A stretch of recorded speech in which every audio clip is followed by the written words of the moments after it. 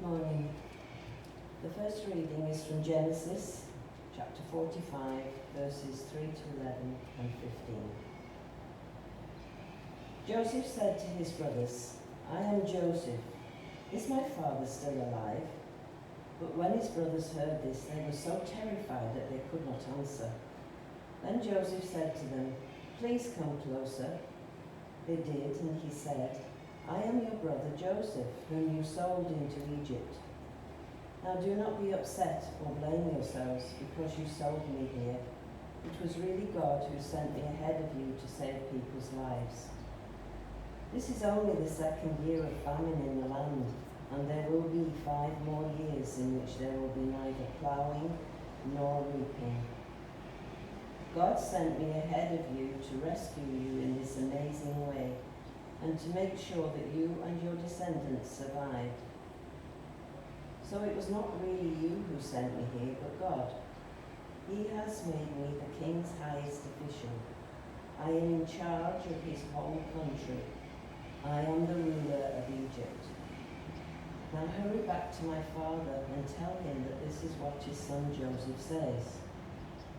God has made me ruler of all Egypt. Come to me without delay. You can live in the region of Goshen, where you can be near me, you, your children, your grandchildren, your sheep, your goats, your cattle, and everything else that you have. If you are in Goshen, I can take care of you. There will still be 5 years of famine, and I do not want you or your family and your livestock to starve." Then, still weeping, he embraced each of his brothers and kissed them, and after that his brothers began to talk with him. The second reading is the psalm, from Psalms 37, verse 1 to 11 and 39 to 40. And there are responses on the screen, so perhaps we can share this reading together. Fret not because of evildoers. Be not jealous of those who do wrong, For they shall soon wither like grass. and like the green herb fade away. Trust in the Lord and be doing good. But the land can be nourished with truth, Let your delight be in the Lord. and he will give you your heart's desire. Commit your way to the Lord and put your trust in him. And he will bring it to pass, He will make your righteousness as clear as light. and your just dealing as the noonday. Be still before the Lord and wait for him. Do not fret about those that prosper, as they follow their evil schemes. Refrain from anger and abandon wrath, Do not fret, lest you be moved to do evil. for evildoers shall be cut off. But those who wait upon the Lord shall possess the land. Yet a little while, and the wicked shall be no more. You shall search for their place and find them not, But the lowly shall possess the land, and shall delight in abundance of peace. but the sinners shall perish together. And the posterity of the wicked shall be rooted out. The salvation of the righteous comes from the Lord.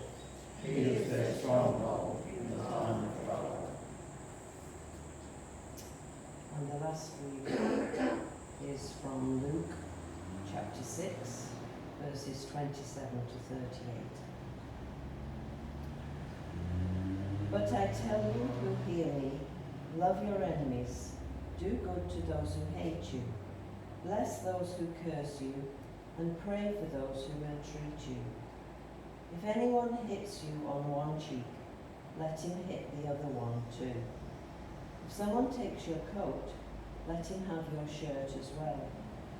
Give to everyone who asks you for something, and when someone takes what is yours, do not ask for it back. Do for others just what you want them to do for you.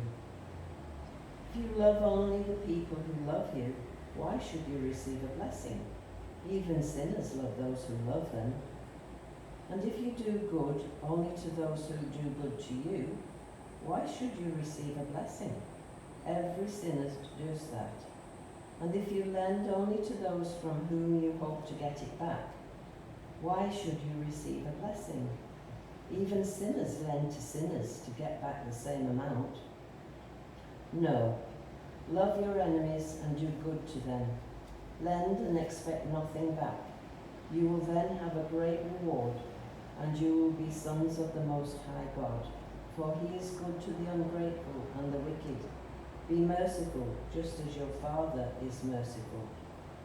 Do not judge others, and God will not judge you. Do not condemn others, and God will not condemn you. Forgive others, and God will forgive you. Give to others, and God will give to you.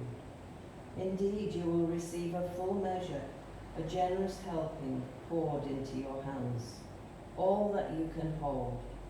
The measure you use for others is the one that God will use for you. This is the word of the Lord.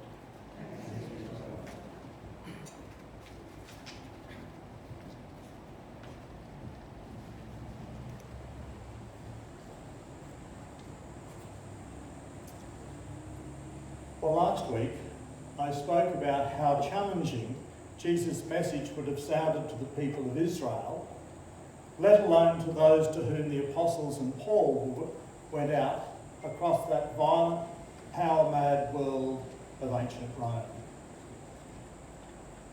The very idea that a humiliated, tortured, shattered criminal could be hailed as Son of God, and then, on the back of that conviction, proclaiming that now the poor, the broken-hearted, the persecuted